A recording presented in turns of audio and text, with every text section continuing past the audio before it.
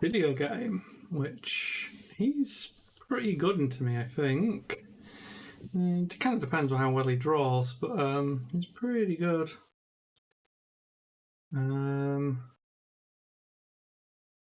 Fairly happy with that, I think. It's basically whether or not we think we need the jammers on. That should be fine.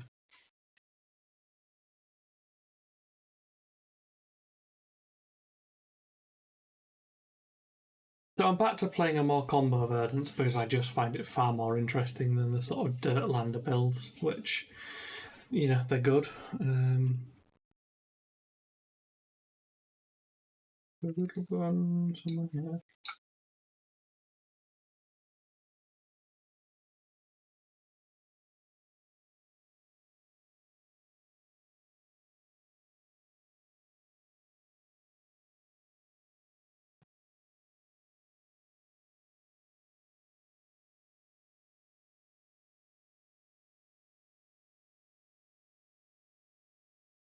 Ooh, he's coming in big.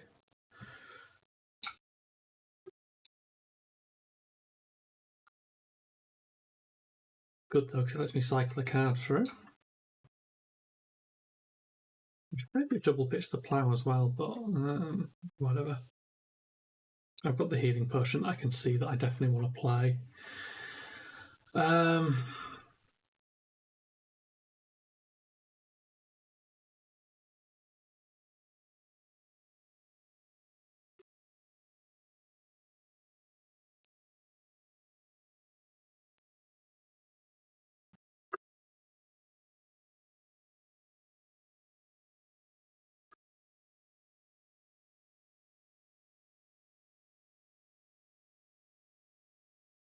Okay, we're definitely getting a graveyard this time, so that's good. And we're just blocking, however, here, aren't we? I think we're actually just going to try and do a blocky turn because there's nothing good here.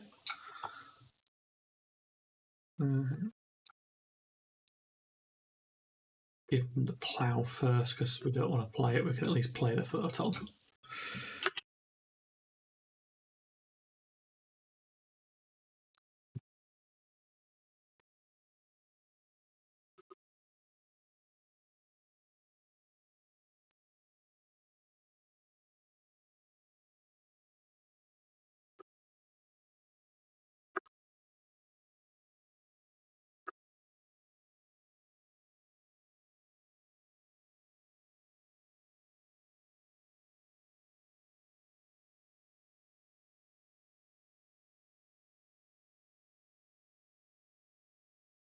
He's coming in pretty heavy on the damage, but he's also taking it all back, so I'm kind of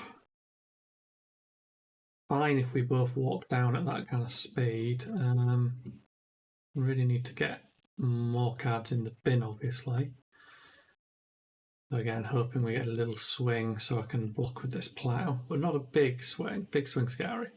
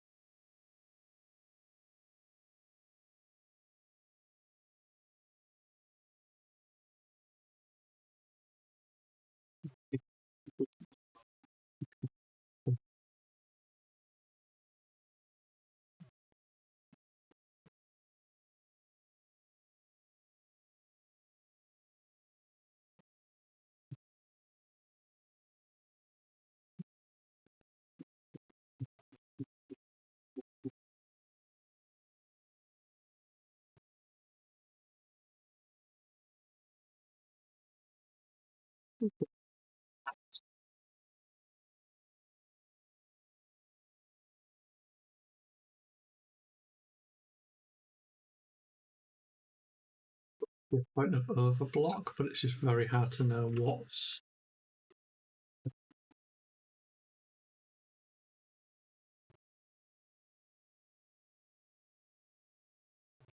There's still so many cards coming at me here.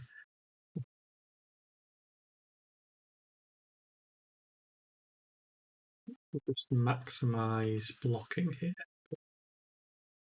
What to really do.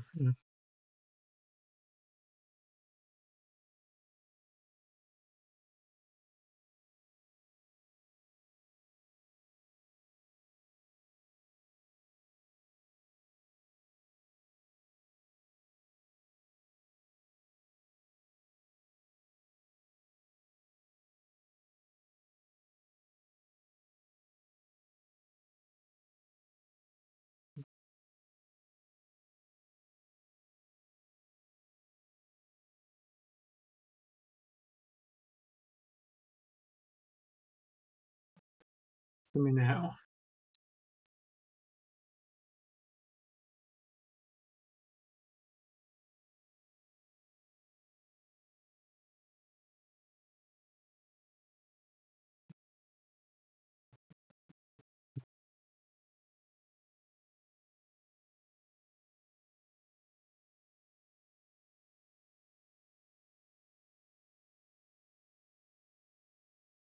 I'd call with that because I could have obviously had just 3 life out of it straight away, which was actually pretty solid. We got quite a lot of damage through with just 4 cards left.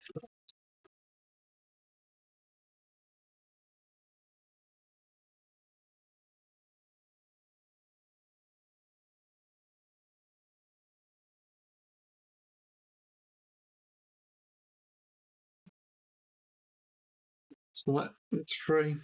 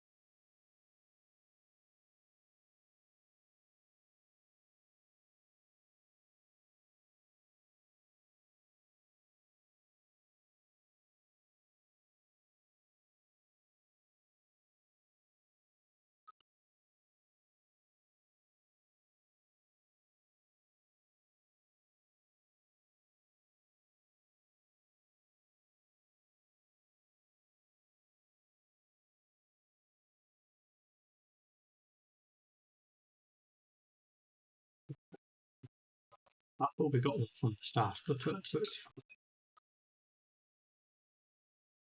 been an interesting place. Do I play the healing potion or do I pulsing ether them in the face? And pulsing ether them in the face feels efficient.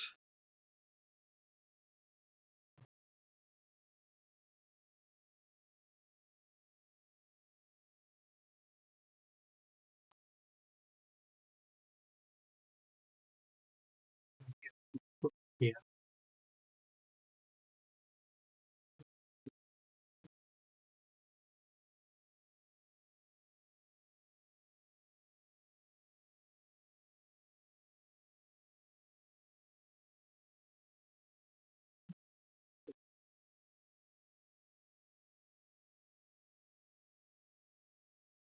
Lowering the extra point of life, I'm quite happy to use the Constellas to get an extra life.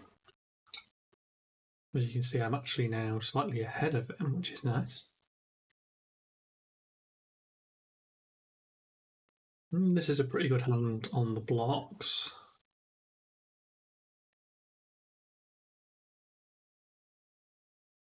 Can't stop the burn bear, but I can mental block it.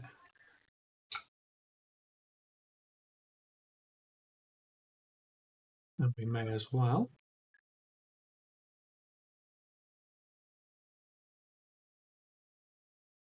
I'll still get his card back, but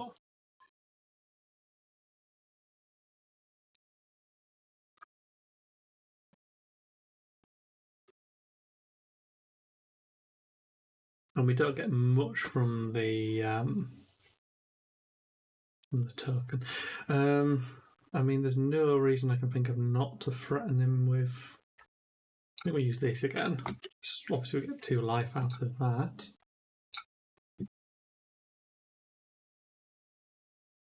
The important thing here is basically either way, this threatens a card off him.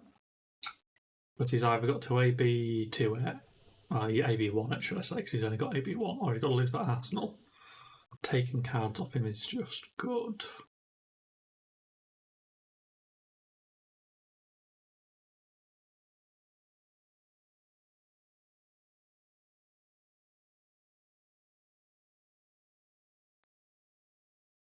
So my turn's only going to be like 2 damage, but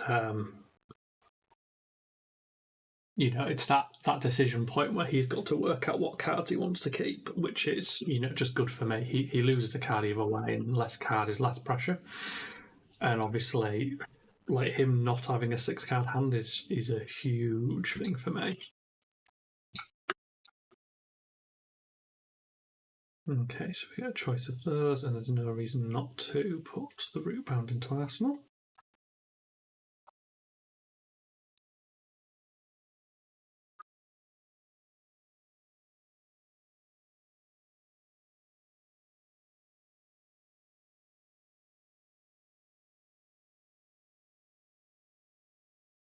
So he's going to have 7 cards this turn, so this is going to be a turn where he absolutely rampages for sure.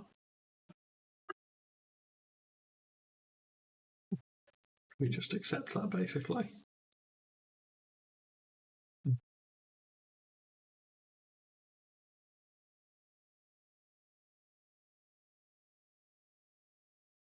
As good a time as any to put the carapace in.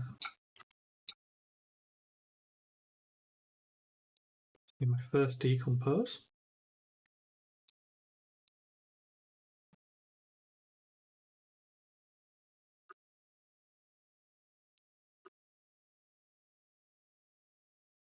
But I'll just let him have the card straight away because he's just absolutely going to get it.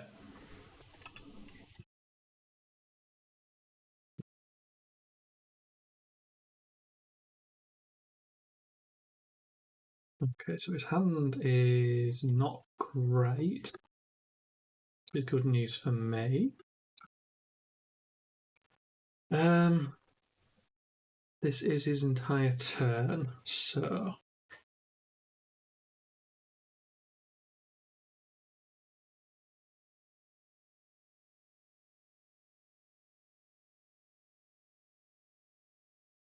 I believe we're going to do this. We're going to use the Scour.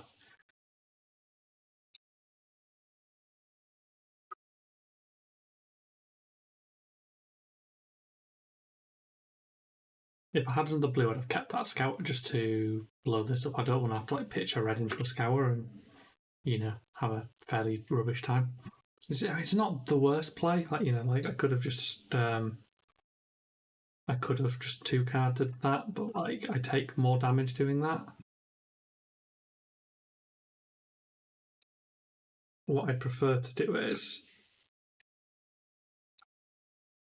we throw the photon at him. That's going to give me a life back. So that's like 5 value for 2 cards. It's not great, but it'll do. And we get to Arsenal this.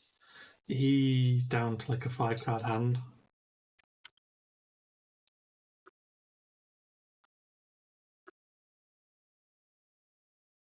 And, you know, we've nearly walked him into the danger zone.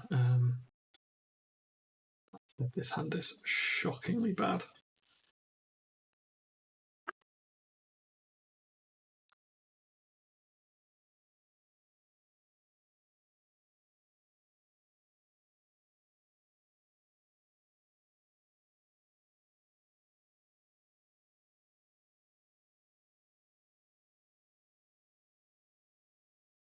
Throw this in, it doesn't really matter how we do it. This pushes his channel lightning value back a tiny bit. Just the only reason it matters to push it back is that it infects his decision making, because he obviously can't see that next card as fast. So he's got to pick his line a little earlier in the turn. It's not something where I would waste cards to do it, but it's something where, the shelter's got to block something. It may as well be this.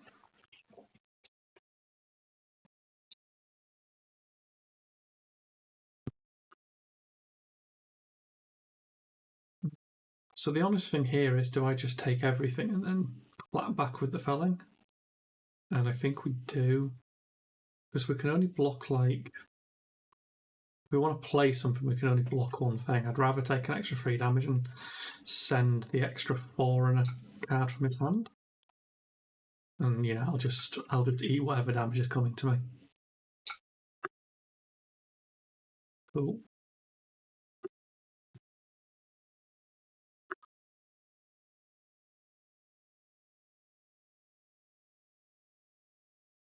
A little bit scared about that amp that's building up. He's well high on the Volta.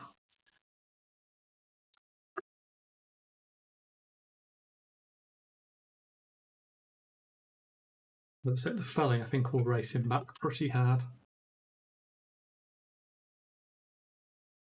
Okay, that's a problem. That's a problem.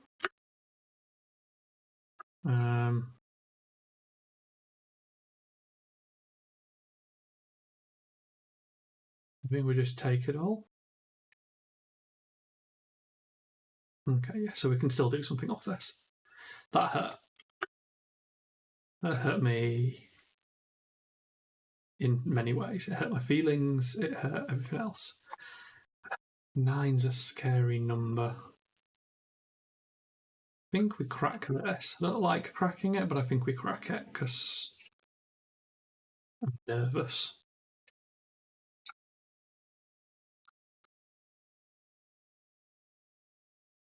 That turn was just a bit too big for me. And we have 2 of those to try and punch through, which means Arcane Finish is actually quite awkward, and I think I have to just kind of beat him up for a while.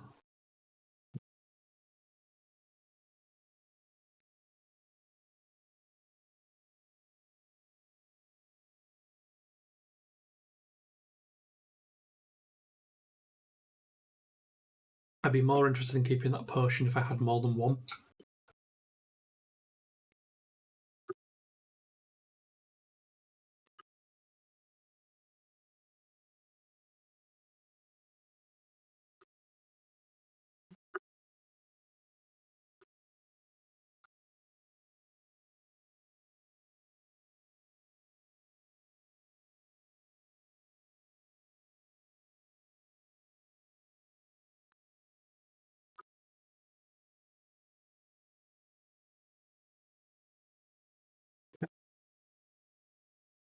This is a big hand on nothing.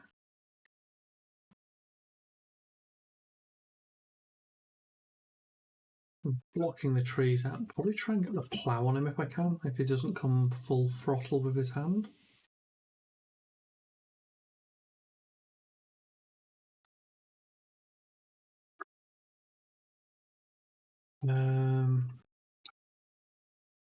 We're giving the tree, we're not giving him the root bound because I want to decompose with it and he can fizzle it off this Gone in a Flash.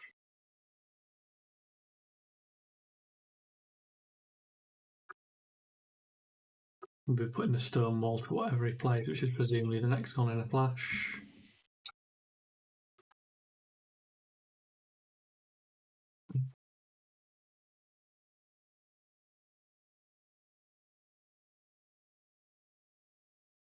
I don't care if he fizzles this root bound here, because it will prevent damage. And I'm fine with that.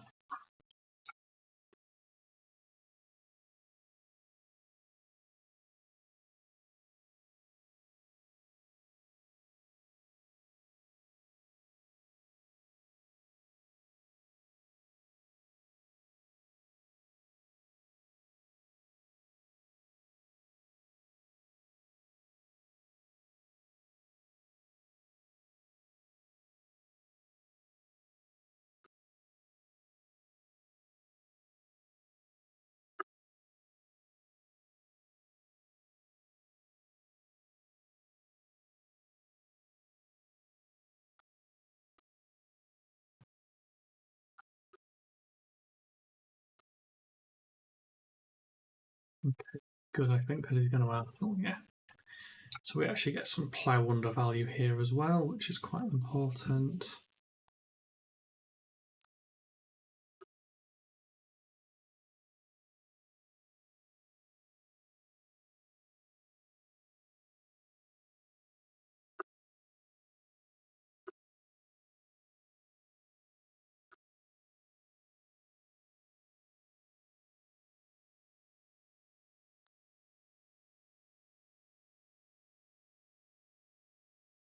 We've now got Verdance's ability, which means that this will pay off.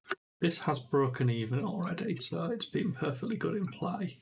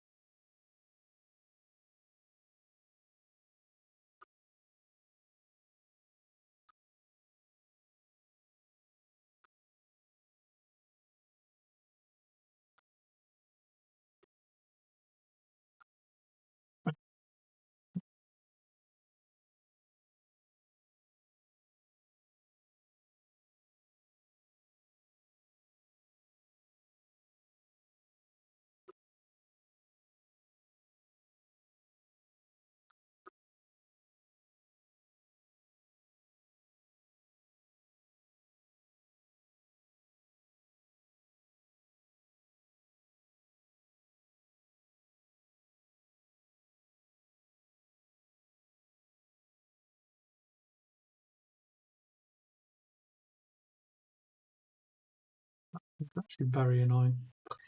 I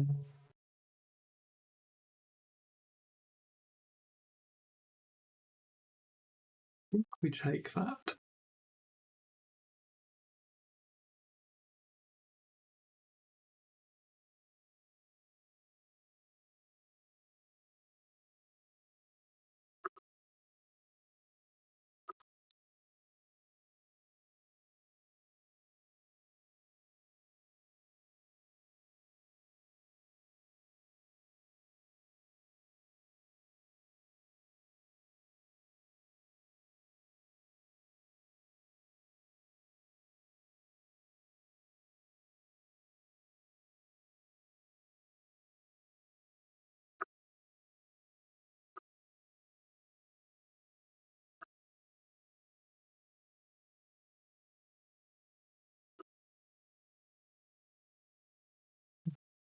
Do that. No, we will do that, I think.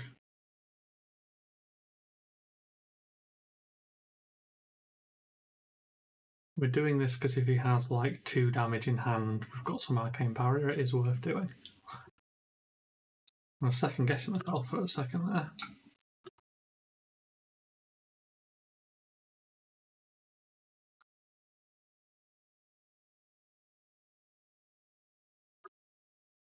This will bounce off that, and then this will do that.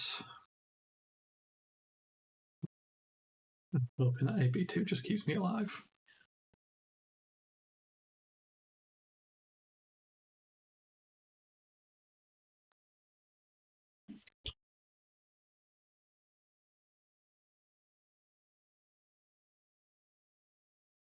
These games are always interesting because Oscilio just does weird stuff. Like he's got lines, I've got lines. It's an interactive game, and that's really what I look for in Flesh and Blood. I could never play a ninja because throwing my hand at somebody is not very interesting at all.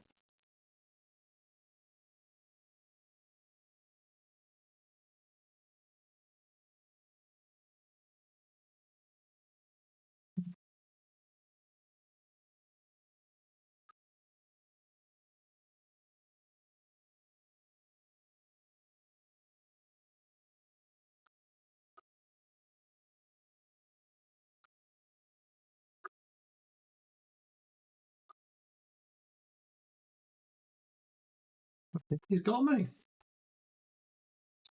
Yeah. Not much I could do about it, unfortunately. Just very, very tight. He was ever so slightly out of kill range on the previous turn. But he had a very high value turn at one point, didn't he? Where was it? That one. Big 20 damage turns.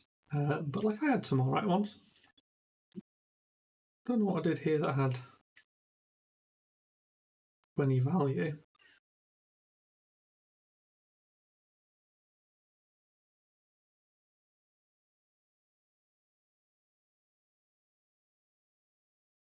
Bit confused by the maths on that.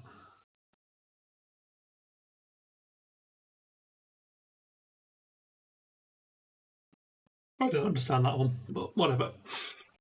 Yeah, I think that mind warp saved his life when he hit that for like 8. There was like 20 value and a card from my hand, and I lost a felling. That really hurt. But